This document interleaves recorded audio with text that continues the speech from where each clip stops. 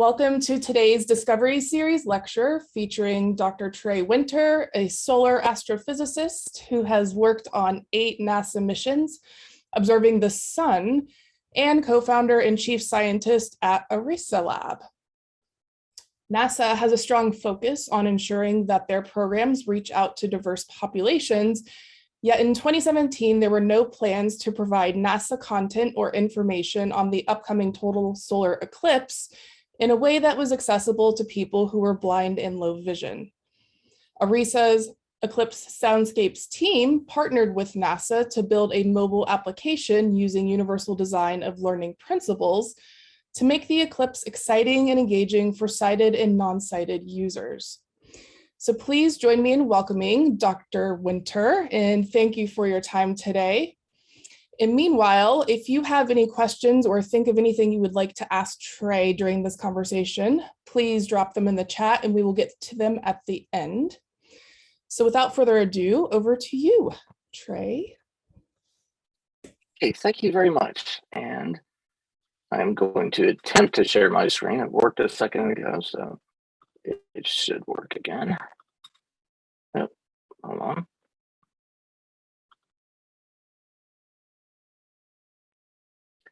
You know, I've done this so much since the pandemic started, and yet there we go. Have trouble finding all the right buttons. All right, so thank you everybody for coming. As Sandy said, my name is Dr. Henry Winter, but honestly, nobody ever calls me that. I'm just as happy to be called by my nickname, Trae. I'm definitely not overly fancy. Today, I'm going to be talking to you about the Eclipse Soundscapes projects. And all these projects were designed to make eclipses more accessible and inclusive for everyone, including people who are blind and low vision. And that's important. We don't want to make products just for people who are blind and low vision. We want to make things that anybody can use, including people who are blind and low vision. And that's really important. I'll talk a little bit about why that's important. Why, separate but equal never really works. We think that making science more inclusive, accessible, engaging is really so important that my business partner, Mary Kay Severino, and we started our own lab to do projects just like this one. And we did that just so that we would have a place that was singularly focused on doing this kind of work. And I'm really happy to talk to you about it today. But before I get into that too much, just going to give you a brief outline. This is about a 45-minute talk. I will say that I've changed it a little bit. So, hopefully I won't make the time that much more. But I really want to talk to you about, public outreach and why it's important. And I'm going to talk to you a little bit about the start of all this, which was the Eclipse Soundscapes project in 2017, and then how that led to us creating a lab that combines science, education, inclusion, accessibility, expertise to create new innovations. And really to do this work, that's what we need. We need innovations and innovative thinking. And I'm also going to talk about what we're currently working on, which is a direct growth of our 2017 work. And that's the Eclipse Soundscape Citizen Science Project. And we're really excited about that. And at the very end, after I get finished talking about all these different things that we're doing now, I'm going to show you some ways that you can work with us if you choose to. And we would love to have more people helping on these projects. And then I'm also going to give a brief survey while I'm answering questions. NASA really likes numbers. It's sometimes hard to convince NASA that education, public outreach, or the talks like this are really having any impact. And so we really like to back up everything that we do with numbers. So it's extremely important to us that you take that survey. So I'm going to ask you to do that. All right, so a little bit about me and my history. And I'm not advancing the slides properly. There we go. So a little bit about my history. I was a solar astrophysicist. We were just talking before, I went to graduate school in Bozeman, Montana. And I went there because I got to fly spaceships during my undergraduate education, and my graduate education. And just so you know who I am, I was flying spacecraft as a graduate student and my best friend was a brown shaggy dog named Chewbacca. So I think that probably tells you everything about my personality that you need to know. I was kind of living the dream, and the nerd dream, and I started doing work in solar physics. I really love doing solar physics work, and I got to help design a mission called the Atmospheric Imaging Assembly, or AIA. It was a series of 4 satellite telescopes that were going to be mounted onto the NASA satellite called the Solar Dynamics Observatory. And these telescopes just took the most amazing, incredible images of the sun. And I was doing solar flare research, so scientifically they were very important for the research I was doing. But I just knew that these images were extremely gorgeous and powerful and would really have an impact on people if they would see them. I often call Solar Dynamics Observatory and AIA our Hubble, right? The solar physics, the Hubble of solar physics. And based on that work that I did as a graduate student, I got basically my dream job at the Smithsonian Astrophysical Observatory. And that's on the Harvard campus. So I'm talking to you just outside of Boston and Cambridge, Massachusetts, where Harvard is. And one of the things I convinced people to do is that we had to show these images in their full glory. And I had used what video cards in my research to actually do numerical computations. And I put them together in a different way, learned how to recode them so that we could make these stunning video wall displays for very, very inexpensive. And the images you're seeing now is my former supervisor, Ed DeLuca, at Smithsonian Astrophysical Observatory, giving a talk about the sun in front of one of the video walls I built to display that data. The data were huge. For the time, they were the biggest data sets around, the biggest videos. They were 4K by 4K. And now you see 4K monitors everywhere. But you should know that that 4K is only in one direction, whereas these 4K images were 4K in both directions. So they had a square profile. So they're about twice as large as what you could show on a typical now commonplace 4K monitor. And took about 8 of these images every 12 seconds, which is just an incredible amount of data.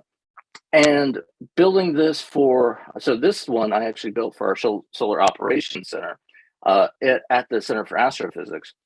But I work for the Smithsonian, right? And nobody thinks about research for the Smithsonian, even though that's the biggest part of what they do.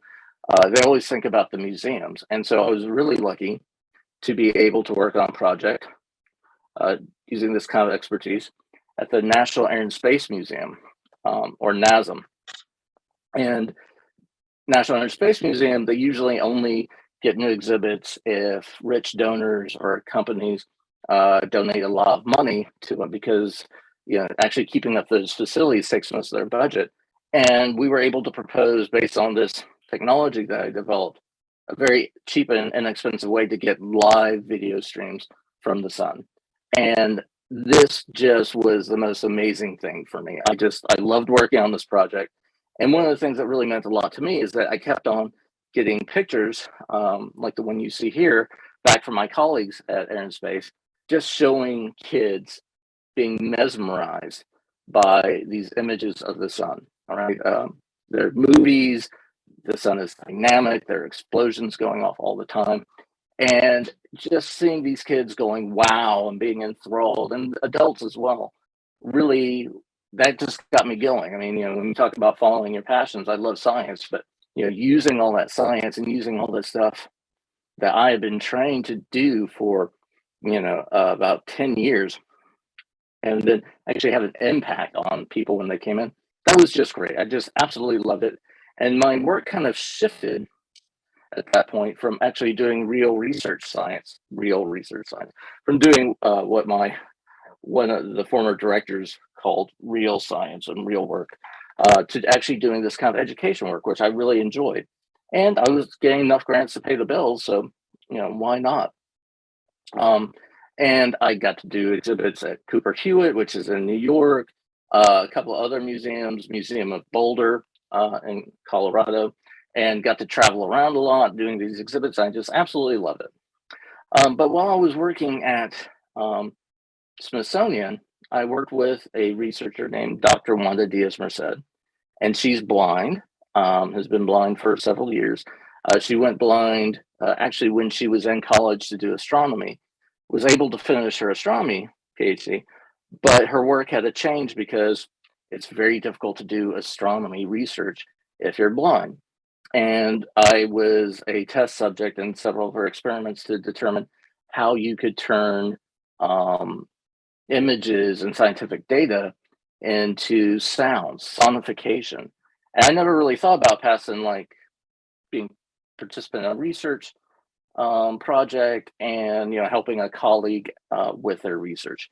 But a seed had kind of been sown in the back of my head of, well, okay, well, I never really thought about sonifying a lot of these data before, but not only does that make it accessible for people who can't actually look at a graph or, look at, these different images and movies that we make, but yeah, it's also was kind of cool to hear, how the data could actually be changed into something that was audio instead of video.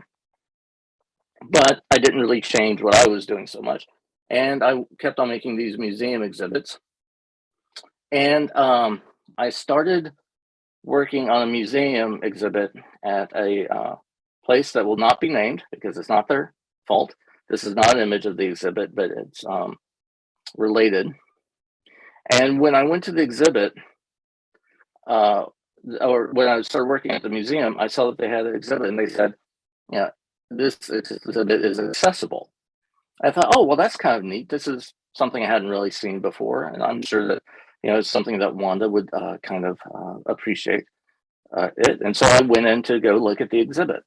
And it was an exhibit of a bunch of Egyptian death masks and other things that have been found in Egyptian tombs. And when I went into the exhibit, I saw that they all had Braille labels. But these labels just gave the name of the object, its age, and where it was found. There was no other descriptions with it. There was no like audio component, you couldn't listen about it. And I would say to you that if you look at the image that I've got on screen of this very famous Egyptian death mask, one of Tutankhamun, and said that this is a death mask of Tutankhamun, it was found in this year, it was created in this year BC, and that was it. You wouldn't have the same impact with it. What does that mean? How does that affect you at all, other than just giving you some baseline information?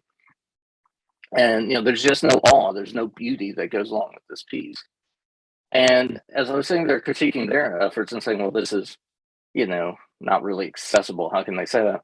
I just had this like switch click on my head. It's like I realized I can't really say anything about their work because none of the exhibits that I was building were accessible. I mean, I didn't even have the Braille label on my video walls telling them what was there, let alone getting any time thinking about how I could make these stunning images that meant so much to me and that had obviously impacted the visitors at these museums to the point where more museums wanted me to do that work.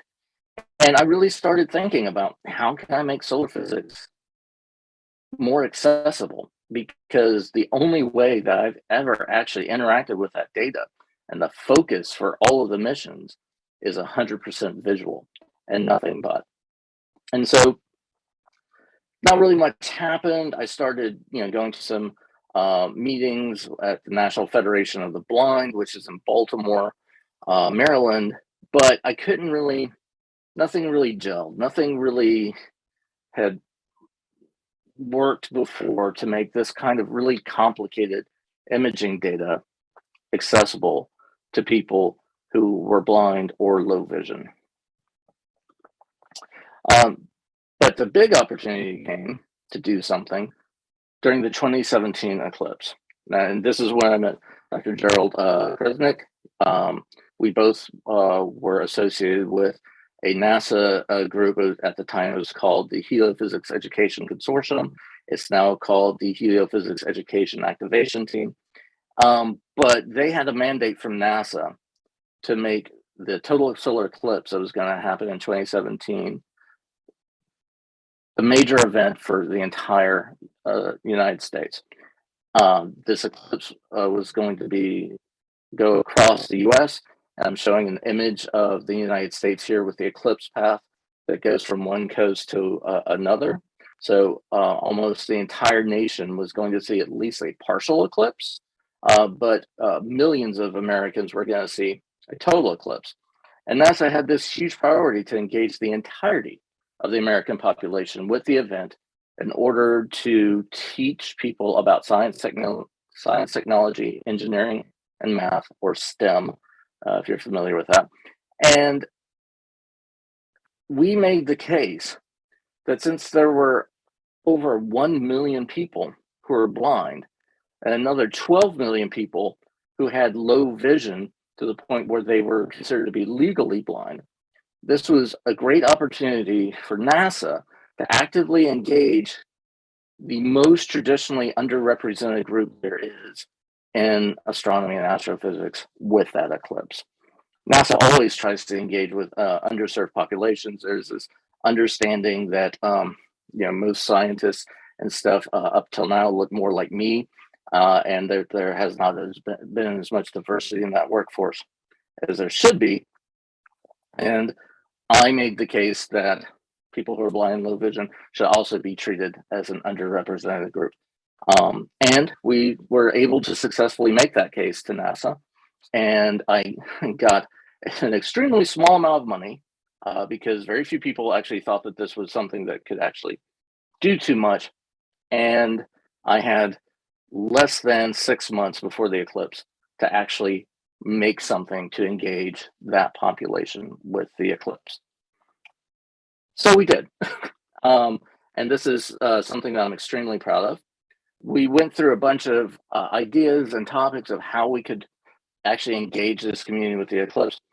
And the first step that I did, and one of the things I'll talk about more and more, is that I hired a consultant who was blind and low vision, because without knowing how to engage this population, without having done any really diversity work or anything like that, just being a scientist, trying to do the right thing and bumbling around.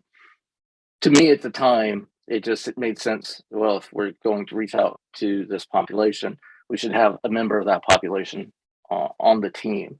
Turns out that that's critical, and anybody that talks about reaching out to different communities, that's like lesson one. Who knew? I didn't know any better at the time. But it was so important to do that. And the one thing I've learned over and over again is that if you make tools with a community instead of for them, you will have a tool that will actually be used by the community instead of just something that makes you feel good about yourself, but doesn't really have any impact, doesn't really do anything.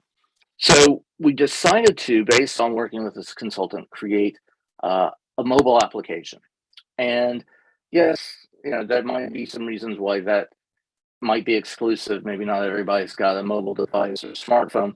But what we learned was that the majority of people who are blind, low vision do invest in a smartphone. And the reason why was that it replaces a dozen other devices that they required to navigate the world on a daily basis.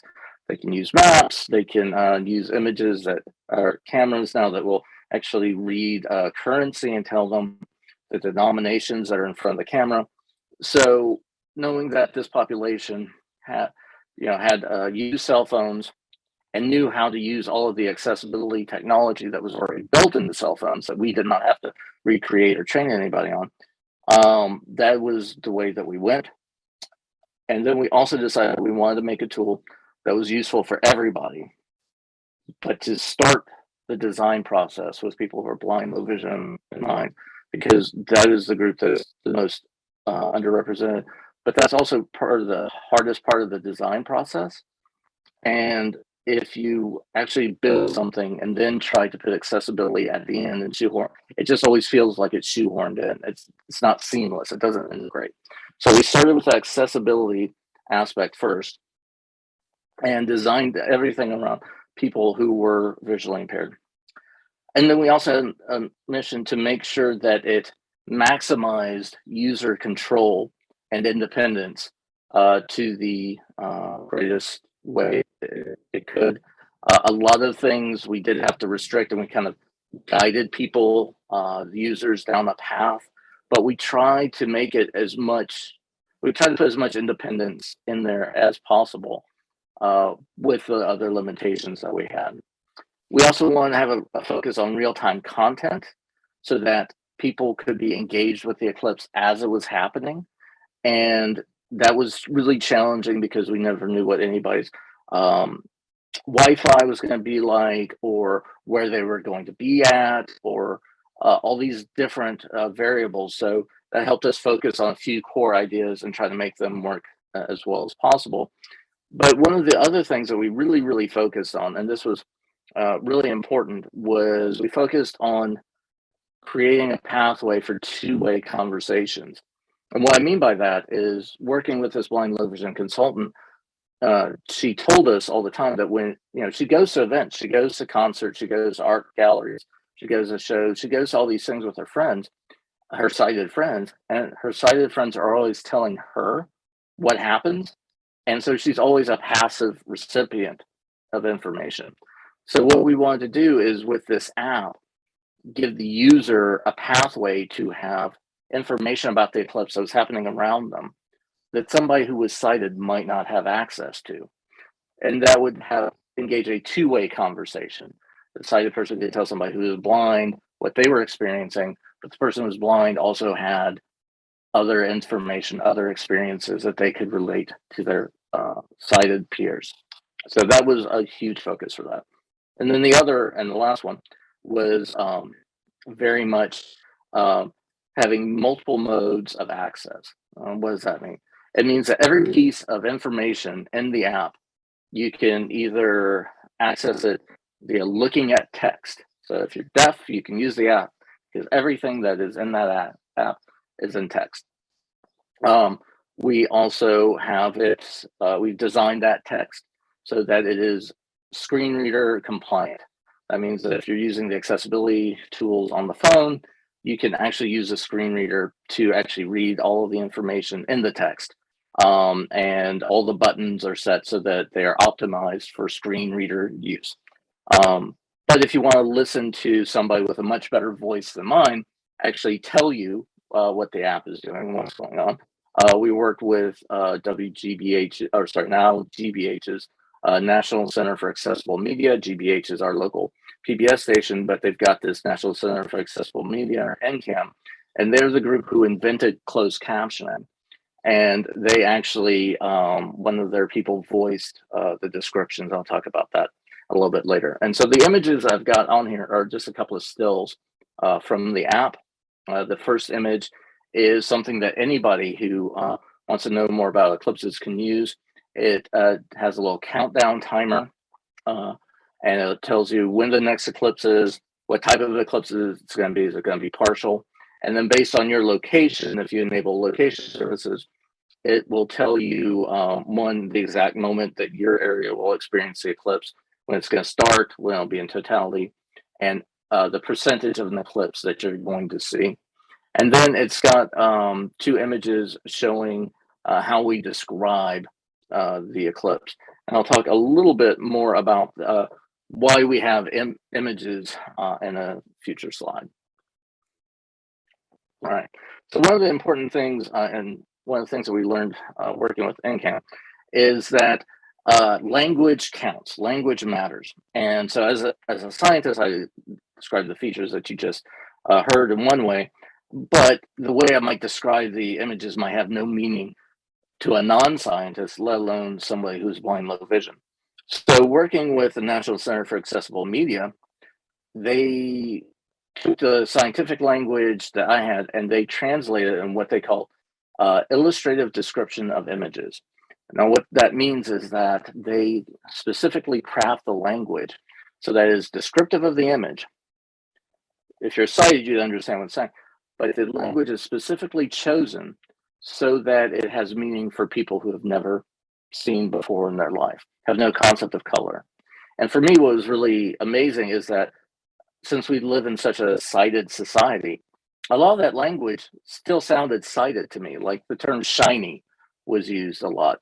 But in working with the blind low vision consultant and the National Federation of the Blind, I learned very early on that shiny is a common term for people who are blind low vision because they associate that with metal because metal is shiny, right? We know that. But the feel of metal, they kind of associate with shiny. So they have an association with that word that might be slightly different than ours. And so having a group that actually knew about all that was really important. Now, if you've ever done anything on a webpage or anything that's government funded, you know that you have to meet these 508 compliant descriptions, right? So every image on the website legally, if you're funded by the US government, and honestly, most other agencies, you should have alt text for every image. And there are prescriptions for what that alt text should be. So if you met the minimum requirements, the alt text for a feature I'm going to show you is called Bailey's Beads. That's called Bailey's Beads. And the alt text that would meet those requirements is this image shows a picture of Bailey's beads. So I'm assuming now everybody knows what Bailey's beads are and what they look like. No, maybe not. I can't hear anybody because they're muted, but I'm assuming maybe not so much. So what we did was working with NCAM and myself, we developed descriptions for these, which is always going to be fun. Sorry. There we go. So here is the illustrative description. For the next 6 minutes, the rumble map will be disabled so that you can hear in real time the events surrounding totality. On the right side of the moon, orbs of glowing sunlight shimmer off the edge of the moon's black disk. Called Bailey's beads, these final areas of the sun's light appear as glimmering pearls on a wire, made intensely bright by the absence of light surrounding them. Okay, so that was Brian Gould, radio personality professional. And I think that there's no doubt that you probably got more information from his description than you did of the alt text description. And here's an image of Bailey's beads, right? So his description maybe doesn't give you a complete picture, but does give you a far better picture than just some random piece of alt text that meets the floor of minimum requirements. But as we did this, right, and as great as the descriptions were, we just felt that wasn't quite enough. Like when you examine images like this, you want to have another set of context for it. And we also had this mission of multiple modes of access, right? We constantly wanted to have it so that you could access the image or access information in multiple ways. And that description, however good, wasn't quite that, right? So how could we do better? And this is when we had kind of an aha moment. Nothing that we had done before were really working. And the original idea of the project, we weren't going to be able to do because of bandwidth issues. And as I was just sitting there talking to my team, I was remembering in my younger days, I still do it now, but I don't say younger days. I would go to concerts and stuff, and if you went to a rock concert, right, you could feel your body reverberating due to these big speakers and amps that they've got out there. And I thought, well, wait, can't we do the same with the images? I worked with Wanda Diaz-Merced on sonification. What if we had a sonification where we translated light and dark into vibrations? All these devices have little motors that allow you to allow the thing to buzz. So we created what we like to call the rumble map. So we wanted people who are blind and low vision to be able to build their own mental image, right, of what these things were, to be able to independently investigate these features. Because even having those great descriptions is still a little passive, right? And we wanted to blend haptics as well as sound. Now, it turns out that Apple wasn't they weren't overly cooperative. I think that I'll put that the nice way as possible with the entire development of the app and putting it on the Apple Store. And since Apple dominated and still does the market, we weren't going to have a successful app if we couldn't get on the App Store. And they would not give us access to the haptic motors inside.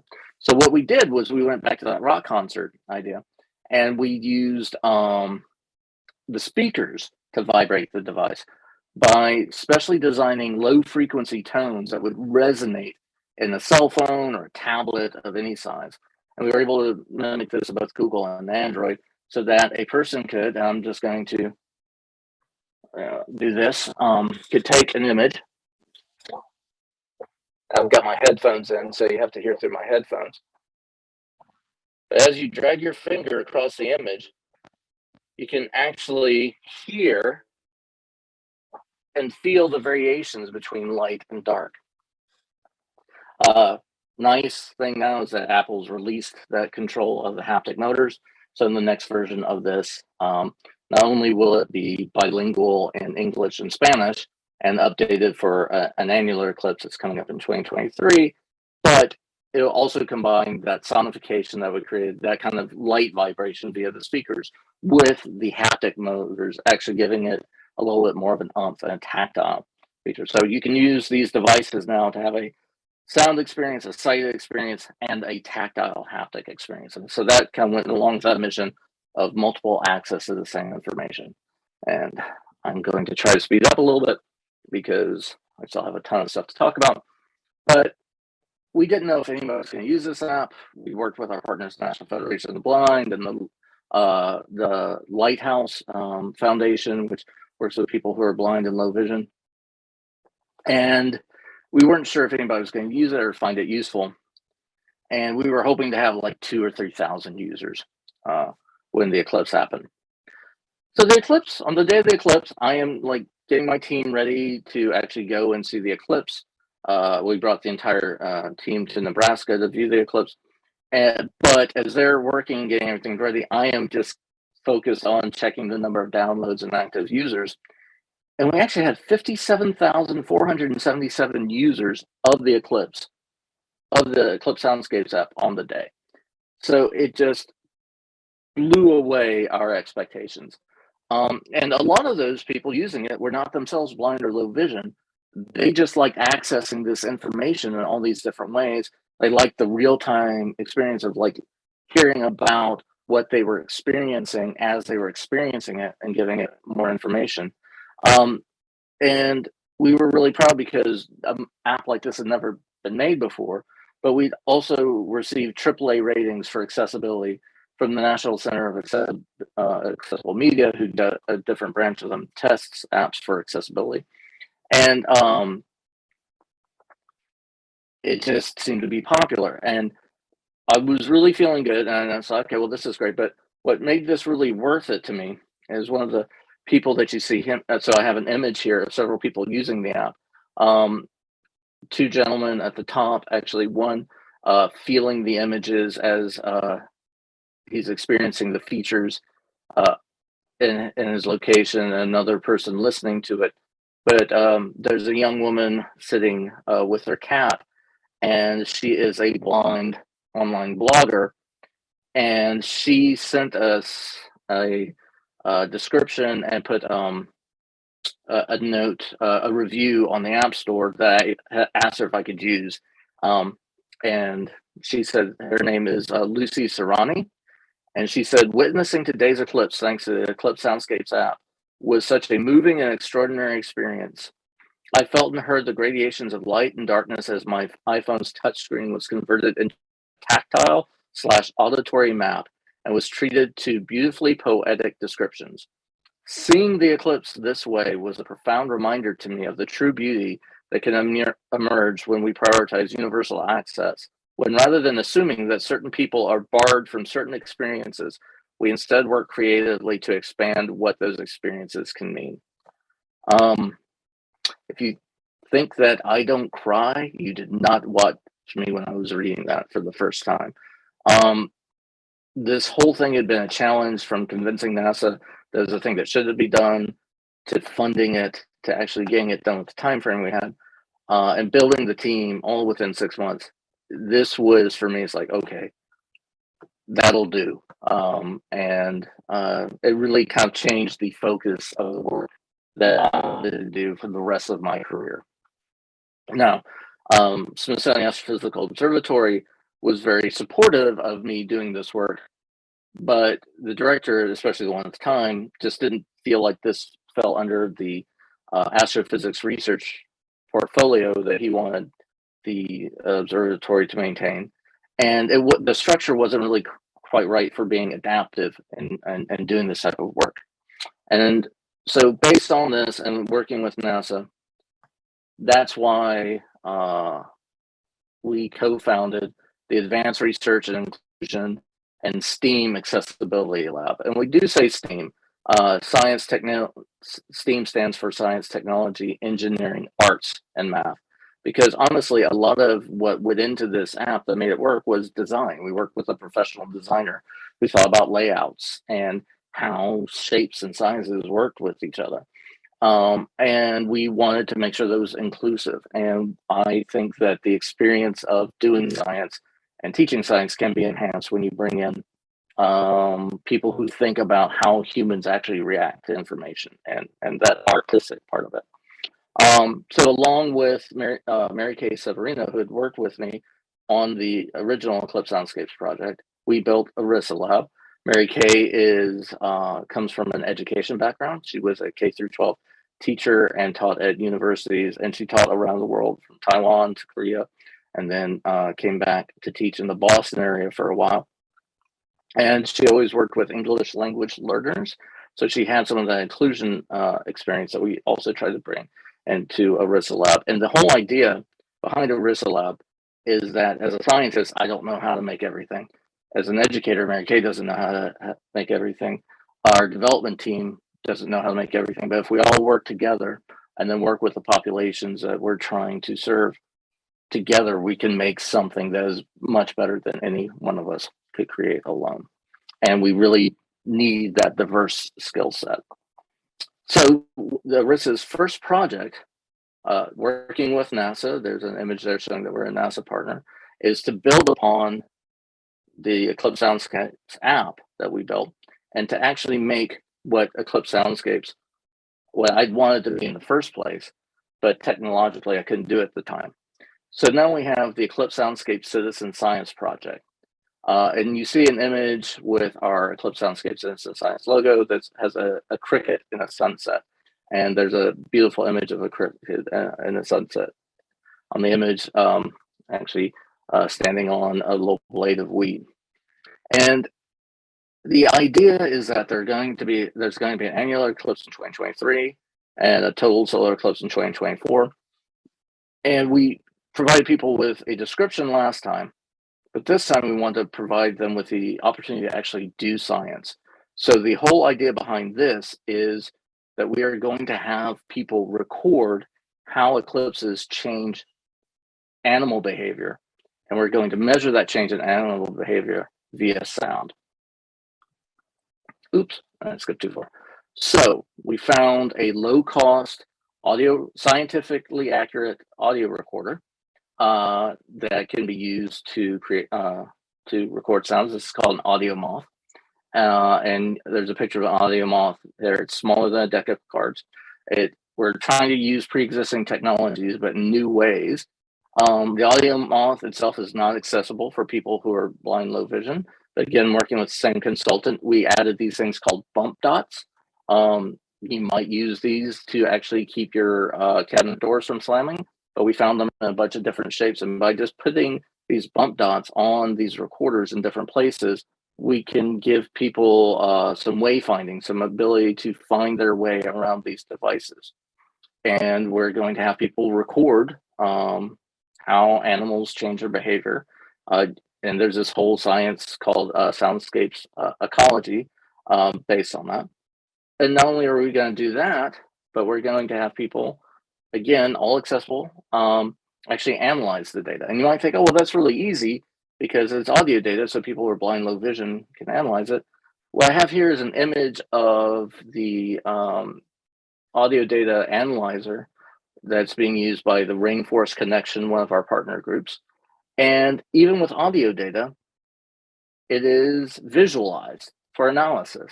And so there's a graph here that's called a spectrogram, and it shows how sound changes as a function of time and frequency. And it's just a very complicated image of light and dark lines with a very complicated control panel next to it. So our design problem is, how do you make this data access, data analyst controls more accessible? Honestly, we just had a breakthrough with this. I just coded it up last week, so I don't have time to show it on the slide. But we've actually made an interface that uses YouTube and some programming stuff that I've done to use pre-existing accessible interfaces to create a data analysis interface, so people can actually determine whether animals change their behavior and change their soundscape during an eclipse. And I'm extremely excited about that. I'm running a little long, so I will talk more about that in the question time if we have it. But creating these tools requires really diverse skill sets. And so we would love to have more people working with us to build these things. And there are ways that you can actually work with us to work on projects like this. NASA's just opened up a funding opportunity called SCOPE, and I gotta admit, I've just completely blanked on what that acronym means. Everything in NASA is an acronym. But you can apply for funding to work with us to increase the outreach, to increase the impact of this project. And you can win up to $20,000 in funding, and the minimum amount of funding is $5K. So if you know a scout group or some other group that you might want to work with during the eclipse, and I will say that the 2024 eclipse comes pretty close to Denton, it comes straight through Texas, there are funding mechanisms to pay for your time to actually do that. And if you work with us to write one of these grants, you have to pick a NASA partner to work with. We provide a lot of elements. We provide a soundscapes kit that has one of those audio Moth data recorders that we showed you. We provide a lot of training, and we are more than happy to work with you on making a proposal. And I think that I'm almost out of time, so I'm just going to go through really quick. But what we're really looking for, and this is offered twice a year. So the next one is coming up, the next notice of intent is coming up on July 31st. I'll make all these slides available, so if you don't get all this information, you can look at the slides later offline, or go to the YouTube recordings and get this information. But the full funding proposal is due on October 31st. And we're really looking for people to act as subject matter experts, like engaging with more communities to participate in the project. And the email to write to if you're interested in working with us is ESCSP, so that's short for Eclipse Soundscape Citizen Science Project, _PI@arisalab.org. And just talk to us 30 days before your notice of intent goes in, and we'd be more than happy to work with you. Another way that you can work with us is that we have a guest PI program. If you're not familiar, PI stands for Principal Investigator. And we developed this because we started a new lab, and that means that we had to build all the infrastructure to work with government funding agencies. And believe me, that is double tough. It takes a lot of work to just do the reporting and all the accounting, build up all that infrastructure. And we did it, and then we also, due to COVID, built this entire work from home infrastructure too. And one of the things I know as a scientist is that a lot of people suffer from what's called the two-body problem. That is, if you have two academic researchers or two professionals in a relationship, often one will get a job in a city or location and the other has trouble finding work in that location. So we opened up this guest PI program so that if you're in that situation and you don't know what you want to do next, but you have an idea for research, especially when it comes to science, technology, engineering, arts, and math, and making it accessible, we will play host for you. We will be the host institution and give you access to all of that infrastructure you built so that you can realize your research and the work that you want to do. So again, just contact us 30 days before the opportunity. And we'd be more than happy to work with you on any grant proposals, specifically when it comes to making science technology. It doesn't have to be my types of science. It doesn't have to be astronomy, but just making things that everybody can use together. So with that, I know I'm running just a little bit over, but only 2 minutes, so not bad for a scientist. I'm going to open this up for questions now.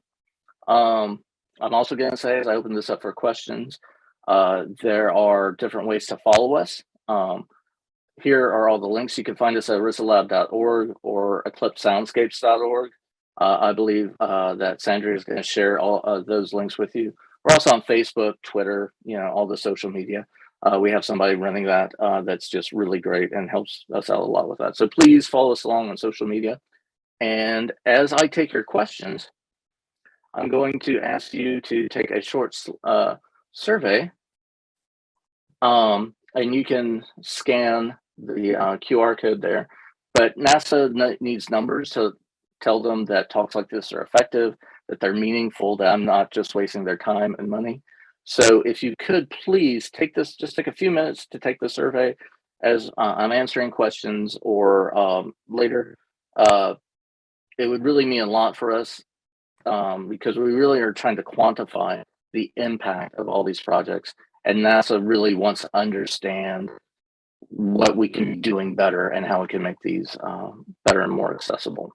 So with that, I'll just pause and step back. Thank you for listening. I appreciate you listening to me talking straight for about 50 minutes.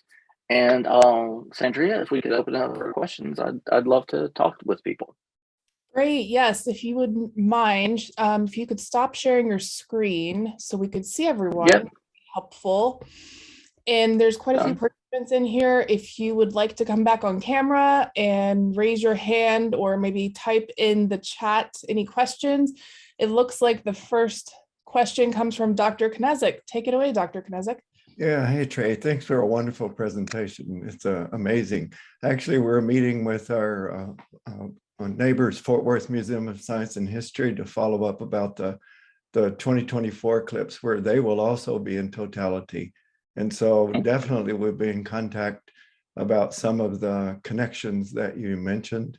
And so thank you about that. My question was from earlier in your talk that was fascinating to me. Some of us online are old enough to remember when computer science PhD started. And we received many wonderful PhD students in computer science where I was then from the School of Music. We also had many joint master's degrees with our fascinating School of Art. And those things carry on to today, where two of my colleagues that work in simulations are also accomplished musicians, as I know your sister is. I wonder if the kinds of things that you were showing us about the different ways of sensory perception sort of run in families or in people who have that kind of art approach in their blood, because I think I've seen it in the very early days of doctoral students in computer science at UNT. I will say that I think it's unfortunate that a lot of, especially in current era, a lot of the arts are kind of drummed out of schools and not really, young people aren't allowed to flourish in those areas because how are you going to get a job? You need a real job. And as much as I love science, technology, engineering, and math, that's what I do. Yeah, I used to draw comic books all the time when I was a kid. Worked in a comic book store in high school. So I was more visual. My sister was, but the arts are important, and that's why we are the S in ERISA stands for Science, Technology, Engineering, Arts, and Math. A good friend of mine, and I met him through this project in college, who helped design the sound structure for the audio Moth, was a graduate from Berklee College of Music here in Boston. He majored in sound production and never thought of himself as a scientist. He was a sound guy, an artist, and he worked on making procedural sounds, right? So like for video games and stuff like that, how do you automatically generate sounds and not have them sound bad, right? Have meaning.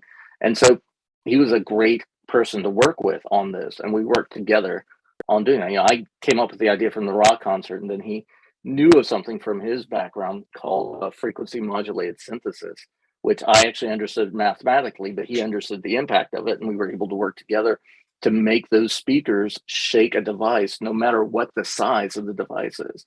Mathematically, you should understand that that's hard if you know anything about resonance frequencies, but using this technique, you're able to do it. So I don't know so much about running in families, but what I do know is that having a team that thinks in different ways, working together to solve the same problem, and then that team aspect of it, not having it be, having kind of like a level, kind of flat hierarchical structure, but with a guide, a lead mission, right? This is what we're all trying to do, and everybody knowing what the part is, but everybody kind of knowing a little bit what everybody's doing, being able to comment. That makes something that can be unpredictable and better, but almost always better. So Thank you. Interesting. That's great. So we also have a question from Adam. He says, can you recommend any available resources or tools to address accessibility for reviewing content online as well as video presentations? Yeah. So I will say that we're going to be opening up, Arista Lab is going to be opening up a channel soon. So follow us on social media. We're going to do a series of YouTube videos. We just started the series with NASA's Jet Propulsion Laboratory, JPL, and that was on giving accessible talks. And I did a fair job of that. One of the things that you learn is you can give talks that are accessible, but that means that you provide slides ahead of time and you describe images and what's in the slide as you're talking to the slide. And I did probably a 50-50 job about that, even though I know to do it. So the thing is, always do better and always realize you're not going to get perfect. But we are producing more and more of these things. The other thing I would highly recommend you go to for online is WCAG. Google that. So there are these guidelines, and they're called the WCAG guidelines, and they're now to the 2.1 version of that. And that actually has great step-by-step. It's got like an overview of what it means to be not just compliant, but really accessible. And I'll say this a lot. You can be 508 compliant. That's a legal law of you have to do this or you're in violation of the law. That law is not enforced, but if you don't meet that level of law, you can be sued if somebody's blind and low vision can't access your content. But the winning those lawsuits are rare. But that's the floor, right? To make it truly accessible and immersive and interesting, that is a whole other thing. And WCAG, it provides a great framework for doing that. So start there. That's where I would start. Okay. And you said that was WCAG? Yeah. Okay. I'll look that up. Thank you. And And Google WCAG and accessibility, and you'll find it. I'm sorry, I don't have the correct URL at the top of my memory. Okay. And I assume that Adam might be pulling that up as well to post in the chat if possible. Oh, there he goes. Yep. There we go. Great. That would be it. And then we have time probably for one or two more questions. Does anybody else who's in attendance have a question for Trae while we have him at this time?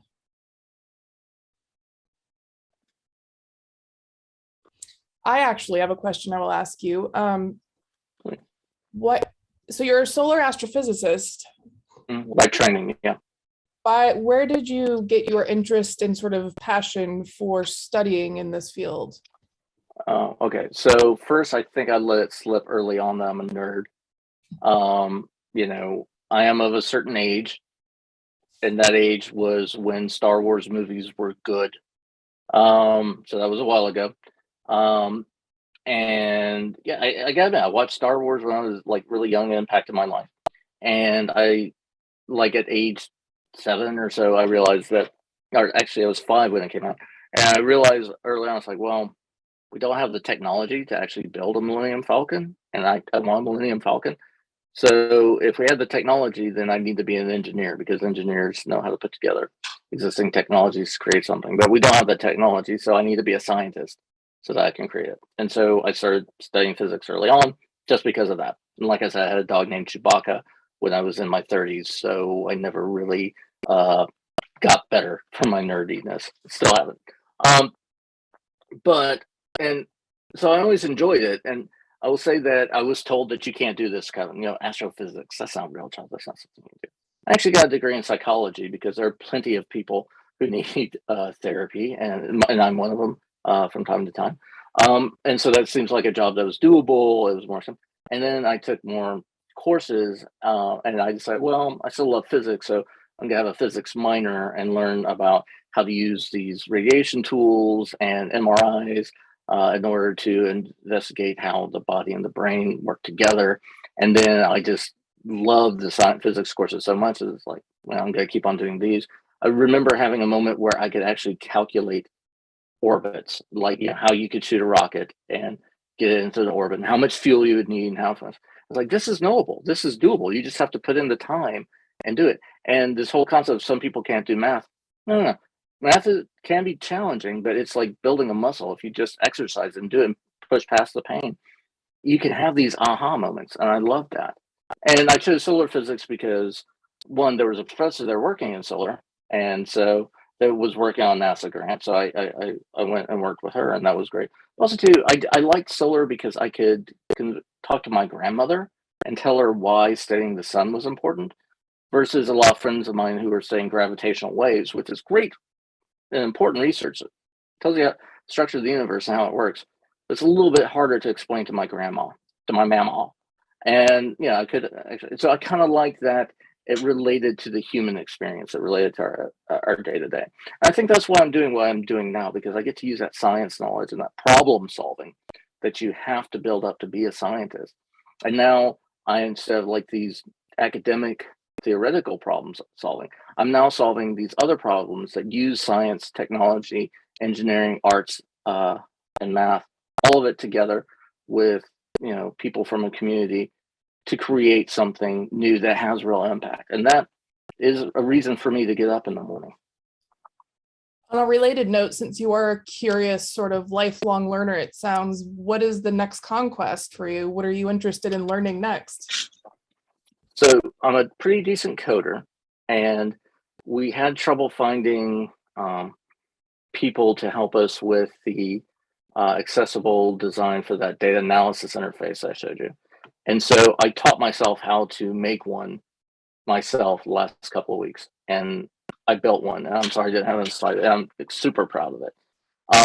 I will say that building a business, even though I've got an extremely talented co-founder that handles most of the like day-to-day logistics of running a business, as well as being an education powerhouse, that's a challenge, navigating that world. So I'm not short on challenges. And I'm just going to be honest for a second, trying to convince people that astronomy can be accessible to people who are blind, low vision in a way that engages everyone else too.